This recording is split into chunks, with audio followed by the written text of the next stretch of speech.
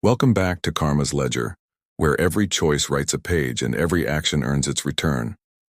In today's episode, we've gathered 5 powerful karma stories, tales of deceit, redemption, and the quiet justice that life always delivers in its own time. Each story reminds us that no matter how long it takes, karma never forgets. So sit back, stay tuned, and if you enjoy stories that keep you thinking long after they end, don't forget to like, subscribe, and share. Now, let's move to our first story. Story 1. The House Across Maple Street. Sometimes karma doesn't arrive like thunder. Sometimes it waits quietly behind the curtain, watching until someone has written enough lies to trap themselves in them. When I moved into the house across Maple Street, I didn't know that my neighbor's smile hid more venom than warmth. The neighborhood looked peaceful, the kind of place where sprinklers hummed at dawn and kids rode bikes in circles until the streetlights came on.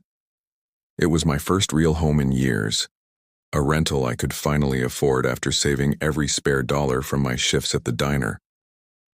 I wanted stability, routine, the sound of my son's laughter filling the small living room without the echo of our last apartment's peeling walls. The house next door belonged to a woman named Darlene. Everyone seemed to know her, or rather they knew not to cross her. I learned quickly that she was the unofficial mayor of our little street, always smiling, always in control, always holding court on her front porch with a glass of sweet tea and gossip sharper than glass. The first week she waved every time she saw me. The second, she brought over cookies that tasted faintly of judgment. "Single mom?" she'd asked, eyeing the bare ring finger before I could even answer. "Brave of you moving in here on your own. Not everyone's cut out for that kind of life." I smiled, the polite kind that hides irritation, and thanked her. I didn't realize then that she'd just chosen her next project. At first it seemed harmless. Darlene was generous in the way some people are when they want credit for it, bringing leftovers from her potlucks, offering to watch my son while I worked late, hinting that a young woman like me needed guidance. I accepted her help a few times, mostly because I was exhausted and couldn't afford childcare. She lived for the gratitude, you could tell. The way her eyes softened when I thanked her wasn't kindness. It was ownership. Soon, she was inserting herself into every corner of our lives, telling me which curtains would make the place less depressing, which men were safe to date, how I should spend my tax return wisely. I started to pull back, but she didn't take it well. Her smiles thinned. Her tone sharpened. "You're welcome, you know," she'd say, after doing something I hadn't asked for, like mowing half my lawn or rearranging the potted plants on my porch. Not everyone around here would be so neighborly. It was a threat disguised as virtue. Then the whispers started. First from the woman at the corner store, then from my landlord, who called to check in about some concerns he'd heard. Darlene had apparently told people I was behind on rent, that strange men were visiting my house at night, that I was neglecting my son. None of it was true. But in a small suburb, gossip spreads faster than truth ever can. My son came home from school asking why Mrs. Darlene had told his friend's mom that I might lose the house. My hands trembled so badly I dropped the dish I was washing. I confronted Darlene the next morning. She was out front trimming her rose bushes, all perfume and fake surprise. "Oh, honey, don't be so sensitive," she said, snipping a perfect bloom. "I just worry about you. You can't blame people for caring." I told her to stop talking about me. She laughed, that slow, knowing laugh people use when they think they've already won. The next few weeks were a slow unraveling. My landlord grew distant. Neighbors who once waved started crossing the street instead. I felt eyes on me everywhere, that sticky kind of attention that comes when someone has turned your name into a story. I tried to ignore it, but it ate at me, piece by piece. Then came the night I came home to find a note taped to my door. "Maybe a child deserves better." No signature, just black ink and cruelty. I knew it was her. Darlene had always wanted control, and when she couldn't get it with kindness, she reached for fear. I reported the harassment to the police, but without proof, all they could do was make a note of it. Maybe install a camera. one officer suggested. I did. Two, actually. One facing the front yard and another toward Darlene's house. The following week, I caught her sneaking onto my porch at midnight, planting something under the welcome mat. I waited until she left, then found a small bag of what looked like prescription pills inside. She was setting me up, maybe for neglect, maybe for worse. I didn't touch them. I called the police again, and this time, I had video. When the patrol car pulled up the next morning, Darlene was already outside, robe tied neatly, pretending to water her plants. Her smile froze when the officer showed her the footage. She tried to laugh it off, said she'd dropped the bag by mistake, said they were vitamins. But her voice cracked, and the officer's eyes didn't soften. They questioned her for nearly an hour. She wasn't arrested, not yet, but word spread. The same mouths that had whispered about me started whispering about her. Karma, it seemed, was beginning to do its quiet work. The fallout wasn't cinematic. Darlene didn't confess, didn't beg forgiveness, she just shrank. People stopped visiting her porch. The local moms stopped inviting her to events. Her reputation, the one she'd spent years crafting, withered. And I stayed silent. I didn't gloat, didn't tell my side of the story. I let the silence speak. A few weeks later, she put up a "for sale" sign. When the moving truck came, I watched from my kitchen window as she carried box after box to the curb, her perfect roses drooping in the heat. She caught my eye once. No wave, no smile, just a flicker of something like regret or disbelief that her own world had turned on her. She left town within a month. The house sat empty for a while. Sometimes on quiet nights I'd catch myself wondering if karma had been too kind. But then, I'd see my son riding his bike down Maple Street, laughing again without glancing over his shoulder, and I'd realize it wasn't about punishment. It was about peace.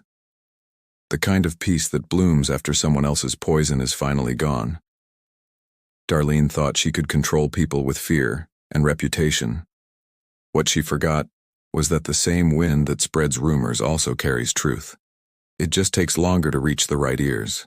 So now when neighbors wave, I wave back. When new families move in, I welcome them, but gently, quietly. No advice, no ownership, no gossip. I know how easy it is for kindness to curdle when mixed with pride. The roses she left behind still bloom every spring. I trimmed them last week, careful not to cut too deep. The thorns are sharp, but that's what makes them honest. And in this small house, on this once tainted street, that's all I ever wanted. Honesty, peace, and the quiet satisfaction of knowing that karma doesn't need an audience. It just needs time. Story 2. The manager who stole credit. Now coming towards the second story, this one's about a hard-working man whose kindness and silence were mistaken for weakness, until karma decided to speak on his behalf. It's a reminder that credit stolen can always be reclaimed, just not in the way the thief expects. Don't forget to like, comment, and share your own life experiences below. Your story might just be someone else's wake-up call. Jordan had never been the loudest voice in the room, but he'd always been the one that held things together when everything else fell apart.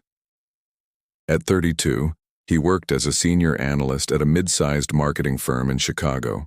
Not glamorous, not flashy, but solid. He believed in doing the work, keeping promises, staying late if something wasn't right. His boss, Sylvia, believed in something else entirely. The art of being seen doing just enough to seem essential. She was all confidence and charm, the kind of manager who could turn other people's labor into her ladder, and she had been climbing fast on the strength of Jordan's back. He'd joined her team 3 years ago, thinking she was just another ambitious professional. But over time, it became clear that Sylvia was a professional parasite.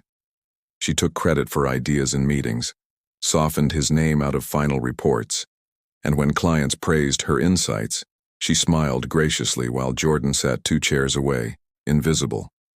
He told himself he didn't mind, that real success didn't need applause. But even quiet people have breaking points.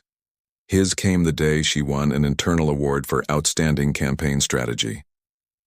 The strategy was his, down to the tagline, down to the numbers, down to the line in her speech where she said, "I believe in empowering my team." He'd written that too. For her, the resentment built slowly, a steady ache that turned his morning coffee bitter. It wasn't just about credit. It was about being erased. When Sylvia got promoted to department director, she promised him a raise that never came. When he followed up, she smiled and said, "We'll revisit it in the next review cycle." That was 6 months before she brought in her nephew, a smug, 22-year-old business graduate, and gave him half of Jordan's workload. "You're such a team player," she said, as if generosity were his defining trait.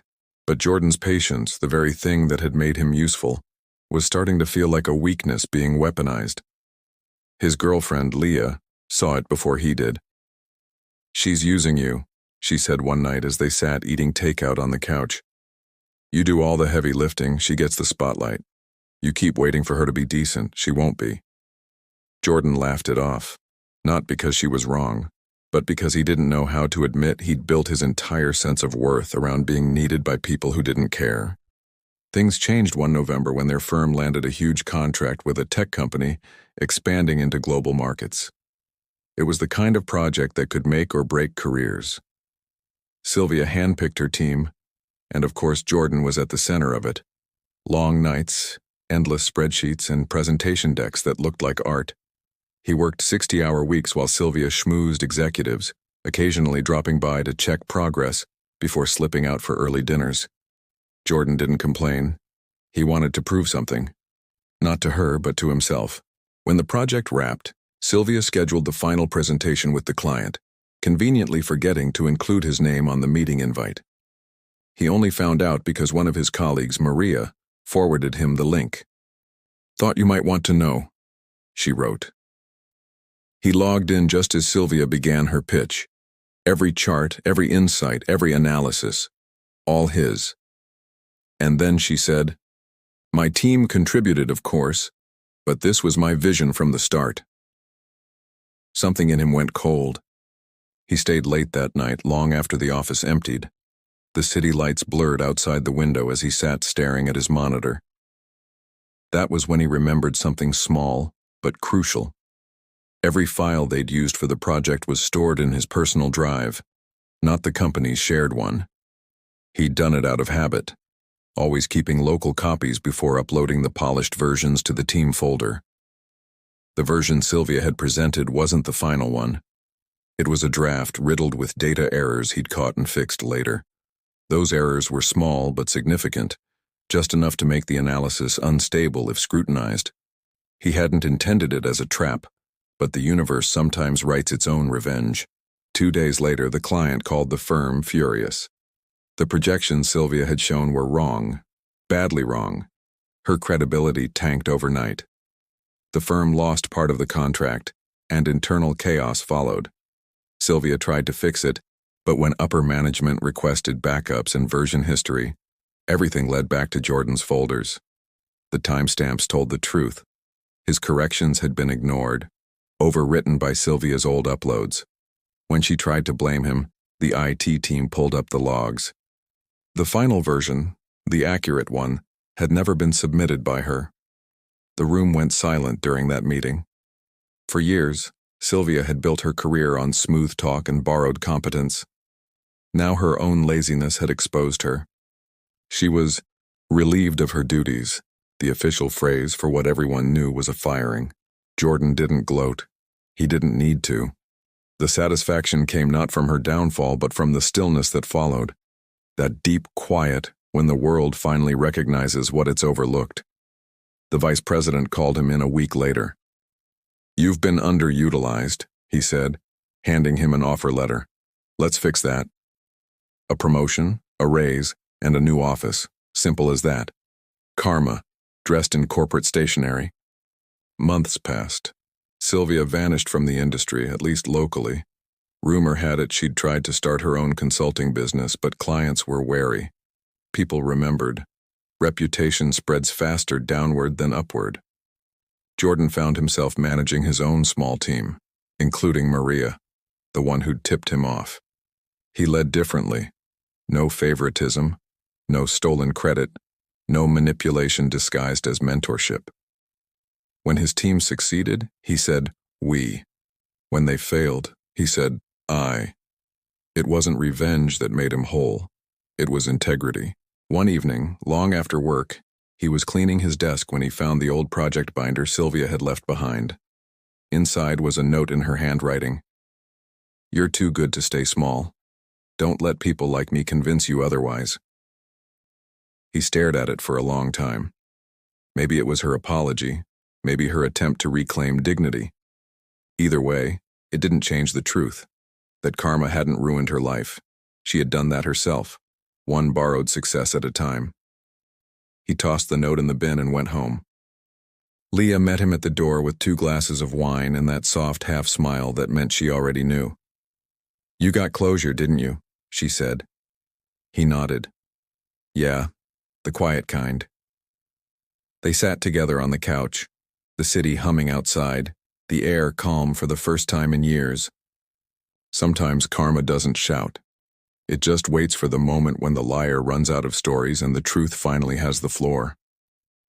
Sylvia's voice had filled rooms once, but now, when people mentioned her, it was only as a cautionary tale about the cost of stealing credit and the quiet man who didn't need to shout to be seen. Story 3. The woman who borrowed a life. Now coming towards the 3rd story, this one's about a woman who thought she could lie her way into love, spinning stories so perfect they almost became true. But when deception becomes a habit, karma doesn't just take back what was stolen, it takes away the illusion itself. Don't forget to like, comment, and share your own life experiences below. Sometimes your truth is the story someone else needs to hear. They say you can be anyone online, but Marissa took that idea too far. At 29, she was tired of watching other people's happiness scroll past her. Engagements, vacations, dinners under fairy lights, all of it taunting her through glass. She had a decent job at a design firm, a quiet apartment, a cat who preferred plants to people.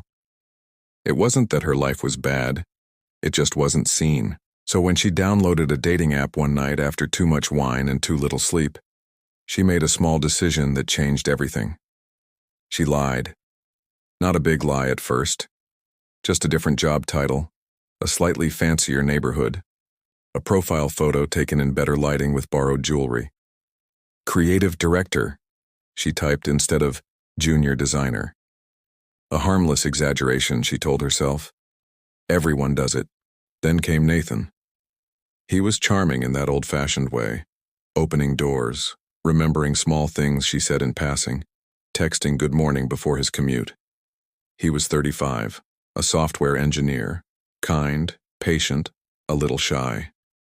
The kind of man who didn't play games because he didn't need to. They met for coffee, and when she saw him in person, her lie suddenly mattered. He looked like someone who'd built a life worth matching. Neat watch, steady posture, eyes that actually listened. She could have told him the truth then, that she wasn't who she'd claimed to be. Instead, she doubled down. She told him about her team, her clients, her upcoming campaign. The lies grew muscles, learned to walk beside her. Weeks turned into months. Nathan fell for her stories as much as for her laughter. She wasn't pretending just to impress him anymore. She was pretending because she liked who she became around him. The woman she played was confident, graceful, effortless. The real Marissa felt like a background actor in her own life, watching someone else live it better. She started dressing the part, buying clothes she couldn't afford, skipping rent to pay for dinners she insisted on splitting just to seem independent. Her credit cards grew heavy, her inbox filled with late notices, but Nathan never saw it. He saw only what she wanted him to. Composure. Then came the moment the lies began to weave themselves together so tightly she could no longer see the seams. Nathan invited her to meet his sister, who worked at an ad agency downtown. "You two are in the same industry," he said. "You'll have a lot to talk about." The words chilled her. She nodded anyway. Panic followed her for days. What if his sister knew someone from her firm? What if she asked specifics about her campaigns? She rehearsed answers in the mirror, crafting fake stories to match the fake life. When the dinner finally came, she smiled through every question, deflecting and redirecting like a politician. For a while it worked, until his sister said, "You know, my friend Jenna just left a creative director job at Harlow and Finch. Where did you say you worked again?" It was a small question, innocent even, but it cracked everything. Marissa stammered something vague, changed the subject, excused herself early. Nathan didn't push that night, but he noticed. The next morning he texted, "Can we talk?" He met her at a park bench overlooking the river. The winter light was cruelly honest. "You don't have to pretend with me," he said gently. "I like you for you." It would have been the perfect moment to tell the truth, to strip the pretense away and start again. But by then she didn't even know who you was anymore. "I don't know what you mean," she said, still trying to hold her facade together with trembling hands.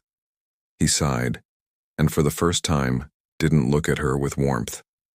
"Marissa, I talked to Jenna." The silence that followed was heavier than shame. He didn't yell, didn't accuse. He just looked disappointed, and that hurt worse than anger. "Why didn't you trust me enough to be honest?" he asked quietly. She couldn't answer. He walked away without a scene, and that too was its own punishment. She thought that was the end of it, but karma rarely closes the book so soon. A week later, a coworker called her into HR. Someone had flagged her personal social media posts, the ones full of designer outfits and luxury restaurants tagged as client dinners. The company had questions about her consulting work, which they believed was external freelancing. She tried to explain, but the HR manager's tone turned sharp. "We take misrepresentation seriously," he said. "You're an employee of this firm. If you're taking outside contracts under false pretenses, that's grounds for termination." She was suspended pending review. By the time she got home, her apartment felt smaller than ever. She opened her fridge and found it almost empty, her cat pacing restlessly as if sensing the unraveling. Word spread fast. In her circle of coworkers, speculation bloomed like mold. "Marissa's in trouble. She's been double-dealing. She's fake." The irony burned. All she'd wanted was to be seen. Now she was, but only as a cautionary tale. HR cleared her of actual wrongdoing, but her reputation was bruised. Clients stopped looping her in. Her boss gave her smaller projects. The promotion she'd been chasing disappeared quietly. Nathan never called again. Months passed and she started over. She moved to a smaller apartment, sold most of her things, cut up her credit cards, and took freelance gigs. Humility came not as punishment but as medicine, bitter but necessary. She spent her evenings designing for small businesses, not for prestige but for people who actually appreciated the work. It didn't make her rich, but it made her real again. Then one afternoon she ran into Nathan downtown. He was with a woman, simple, graceful, the kind of person who didn't need embellishment to shine. He looked happy. When he saw Marissa, he smiled politely, nothing more. No bitterness, no nostalgia, just distance. She smiled back, realizing that was the truest closure she'd ever get. A few weeks later, she received an email from his sister. Short, polite, professional. "We're expanding our creative department. I saw your recent designs for that local bakery. Impressive growth. Would you be open to freelance collaboration?" She stared at the screen for a long time before typing back a simple yes. Karma, she realized, hadn't punished her for lying.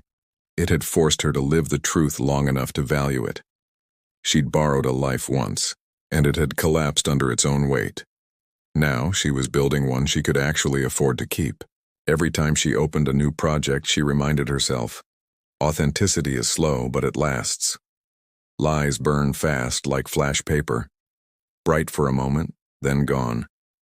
And when she tells her story now, because she does sometimes when new designers ask about breaking into the industry, she laughs softly and says, "Start with who you are. The truth will take you further than the fiction ever could." And somewhere, behind all that humility, Karma smiles. Not because it destroyed her, but because it rebuilt her the right way. Story 4. The Landlord's Lesson. Now coming towards the fourth story. This one is about greed dressed as generosity, where a man's need for control blinded him to the quiet revenge of the people he underestimated. It's a reminder that when you build your success by taking from others, karma will always send the bill, and it won't come cheap. Don't forget to like, comment, and share your own life experiences below.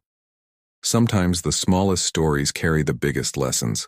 They called him Mr. Grayson, though no one in the building said it kindly.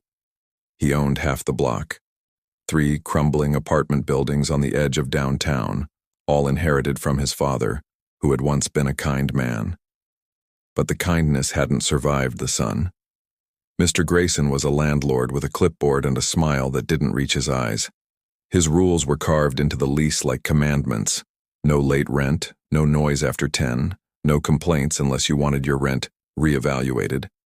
He loved reminding tenants that he could evict anyone within his rights. For years, people feared him quietly, working double shifts to stay on his good side. He liked it that way. Control was his favorite form of comfort. He walked the halls like a king, flipping light switches, checking windows, leaving little yellow notes on doors. "You're over your water limit," or "Your kids left bikes in the hallway again." He didn't care about people, just property. To him, tenants were background noise in the symphony of his wealth. When Maria and her 2 kids moved into 3B, the building had already begun to rot from the inside. The heat barely worked, the roof leaked when it rained, and the stairwell smelled faintly of mold. She was a nurse working nights at the county hospital, a widow with nothing but resilience and a smile that made her eyes glow despite the exhaustion. She paid on time, never argued, never asked for anything. The kind of tenant any landlord should have thanked the universe for. But Mr. Grayson didn't like quiet strength. It made him feel small. The first time he saw her fixing her own window latch with a screwdriver, he made a note to inspect the unit. The inspection turned into a lecture about property damage and a $75 charge on her next rent statement.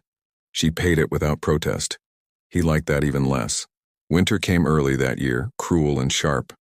The building's furnace failed in December, and for 3 nights families slept in coats. Maria called, left voicemails, emailed.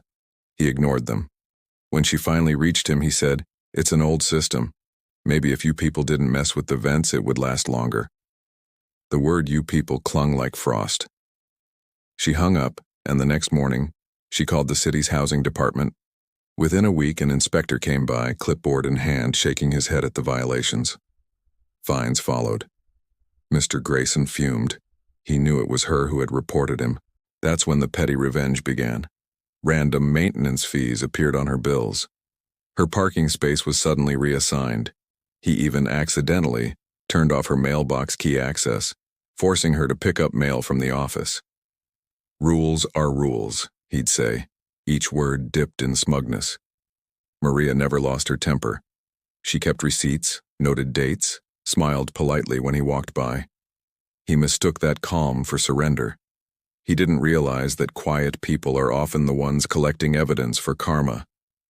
Spring came, and so did an announcement. The building would be renovated. Just a few months of inconvenience, Mr. Grayson told tenants at the meeting, his tie crooked, his grin too wide. But everyone knew what that meant. He was raising rent, pricing them out. The renovation was a mask for eviction. He handed out notices, deadlines short and warnings blunt. "Business is business," he said, shrugging off the angry murmurs. Families scrambled to find places they could afford. Some cried. Some begged. Maria didn't. She thanked him for the notice, asked for it in writing, and began calling people. Not lawyers, not friends, journalists. You see, Maria's younger brother worked at a local news station, and she'd been keeping more than receipts. She had photos of the broken pipes, videos of rats scurrying under the stairs, copies of every rent increase and complaint ignored. Within a week, a story aired on the 6 p.m. news. Tenants fight back against negligent landlord. There was Mr. Grayson's building on TV, paint peeling, leaks dripping, and tenants describing months without heat. There was Maria, speaking calmly into the microphone. "We don't want pity. We just want fairness." He watched it from his living room, his phone lighting up with calls he didn't want to answer. The city launched a full inspection sweep. Turns out the violations went beyond broken furnaces, unsafe wiring, expired safety certificates, unreported code breaches. His properties were flagged, and fines piled up faster than his arrogance could cover. He tried to play the victim. These people are ungrateful, I've given them homes. But no one was buying it. When the fire marshal condemned one of his buildings, he was forced to relocate tenants temporarily at his own cost. Karma was now charging interest. Maria and the other tenants formed a small coalition, pooling resources for legal aid. The city attorney, seeing the mountain of evidence, offered to support their case. Within months, a settlement forced Mr. Grayson to cover relocation fees and repairs under supervision. His bank account shrank. His reputation vanished. Property management companies refused to work with him. The same inspectors he once bribed for leniency now treated him like a case study in corruption. He sold 2 of his buildings to cover debts. The third, the one where it all began, stayed half empty, plaster peeling, a monument to his own greed. Maria and her kids moved into a new complex, small but warm. The heat worked. The roof didn't leak. Sometimes she'd pass by the old building on her way to work, glance at the faded "For Lease" sign in the window, and smile faintly. Not out of malice, out of relief. She hadn't sought revenge, she'd sought fairness, and fairness had done the rest. Months later, a letter arrived from the city's housing department addressed to Ms. Maria Alvarez. Inside was a note of thanks for her persistence and a certificate of recognition for community advocacy in tenant rights. She framed it quietly above her kitchen table, next to her kids' drawings. As for Mr. Grayson, he eventually rented one of his unsellable units to a new tenant, a young man who turned out to be studying journalism. He moved in with a camera bag and a keen interest in stories about landlords who mistreated tenants. Life has a dark sense of humor. No one on that street fears Mr. Grayson anymore. When his name comes up, it's followed by a simple line: he messed with the wrong woman. But Maria doesn't dwell on it. She's too busy living, working, and laughing again in a home she actually feels safe in. Because karma didn't destroy him overnight. It just mirrored his own habits back to him until he finally had to live in the world he created for others. And that's the purest kind of justice there is. Now coming towards the 5th and final story. This one is about betrayal within family, the kind that cuts deeper because it wears the face of love. It's a story of how greed can twist blood into strangers, and how karma, patient and quiet, waits for the moment to make things right. Don't forget to like, comment, and share your own life experiences below. Sometimes the stories closest to home are the hardest to tell. Story 5. The Inheritance. When their father passed, the Benson siblings gathered in the old farmhouse that had raised them, the kind of place that smelled of rain, cedar, and old stories that didn't end the way people remembered. There were 3 of them. Emma, the eldest, steady and selfless. Brian, the middle child, sharp and charming but restless. And Lily, the youngest, kind to a fault, the kind who still called their father Daddy, even at 25. Their father had left behind 40 acres, a small savings account, and a lifetime of quiet lessons about hard work and fairness. You take care of each other, he used to say, and the land will take care of you. It sounded simple, until money got involved. The will was straightforward. Everything split evenly among the 3. But fairness, when filtered through ego, rarely stays even. Brian had always been the ambitious one, a salesman with a perfect haircut, and a talent for making promises he never intended to keep. When the lawyer finished reading the will, Brian smiled that easy smile that used to get him out of trouble as a kid and said, "I'll handle the estate stuff, save everyone the hassle." Emma hesitated but agreed. She was working 2 jobs, raising her own kids, and didn't have time for the paperwork. Lily nodded too, trusting him. After all, Brian was family. For a while, everything seemed fine. Brian sent updates, told them he was handling the taxes, the appraisal, the sale paperwork. "Market's soft right now," he said on the phone, "but I've got a buyer lined up who'll pay fair." They believed him, because why wouldn't they? It wasn't until months later when Emma stopped by the county clerk's office for something unrelated that she saw it. The deed transfer, already finalized, signed solely in Brian's name. The sale price listed was far lower than he'd told them, and worse, the buyer was a shell company he had quietly registered himself. He hadn't sold the property at all. He'd transferred it to his own name through legal trickery.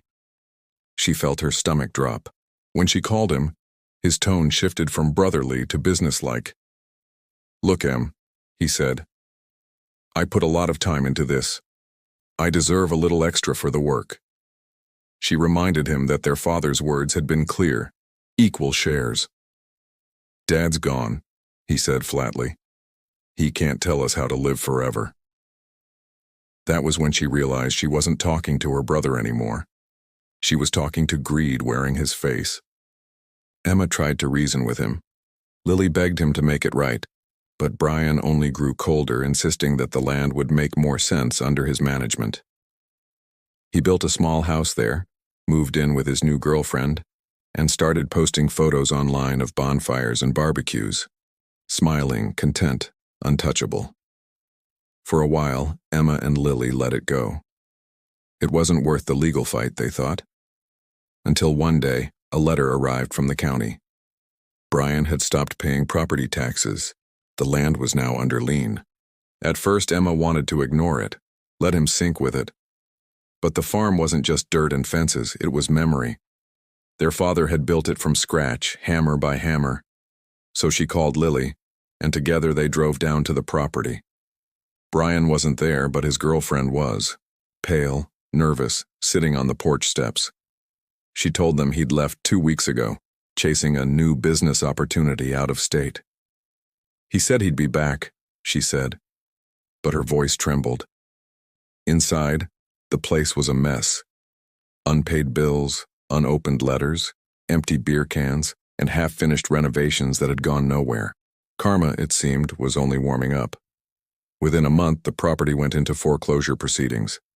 Emma, practical as ever, met with the bank and negotiated to buy it back, using what remained of her savings. The banker, an old friend of their father's, gave her a sympathetic discount. "Your dad would have wanted it to stay in the family," he said. She signed the papers with trembling hands, tears stinging her eyes. For the first time in months, the land was hers. Legally, honestly, quietly. Brian called the next day, furious. "You stole it from me," he shouted. She laughed, and a small, weary laugh. "No, Brian," she said. "You stole it from yourself." He tried threats, guilt, manipulation, the whole tired playbook, but none of it landed. She'd learned that the best revenge is indifference. He hung up, and they didn't speak again for nearly a year. When he finally came back, it wasn't as the golden child. He'd lost his job, his girlfriend, and his condo in the city. Debt collectors were calling, and his pride had curdled into desperation. He showed up one evening at the farm, hat in hand, asking if he could stay for a while just till things turn around. Emma hesitated but said yes, not out of kindness, but out of something heavier. Maybe she wanted him to see what decency looked like up close again. Maybe she wanted him to remember.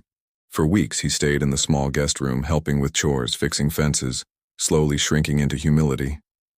One night, as they sat on the porch, he finally said, "I messed up." Emma didn't reply. She didn't need to. The silence between them was enough. A few days later, he packed his things, left a note that said, "Thank you for not giving up on the land. Or me." She never heard from him again, but that was fine. Some chapters closed quietly. Years later, when the farm finally turned a profit again, Emma renamed it 3 Oaks. One for each sibling. She sent Lily a share every year. Brian's portion, she donated to a local youth shelter. It wasn't revenge, it was balance. She figured if he couldn't learn the value of family, someone else should benefit from what he threw away. And every spring, when the first crop bloomed, she'd stand by the fence and remember her father's words. "You take care of each other, and the land will take care of you." It took losing her brother to learn what that really meant, because karma doesn't always punish with thunder or ruin.